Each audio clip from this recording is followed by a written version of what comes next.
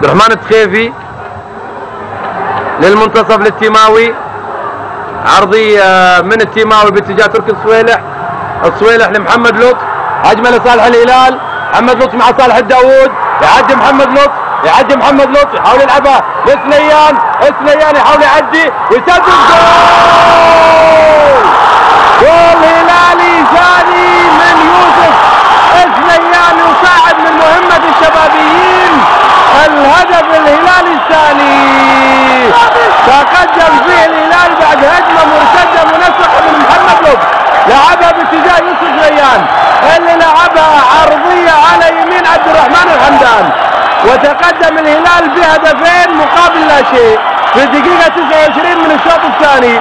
أصبحت مهمة الشباب صعبة نسبيا وليست مستحيلة، صعبة نسبيا وليست مستحيلة. محمد لطف اللي عدى وهي كرة ليوسف سليان ولعبها على يمين الحمدان أرضية كهدف هلالي ثاني. كرة لسعيد العويران، بلادي كوما ياخذ هجمة للشباب،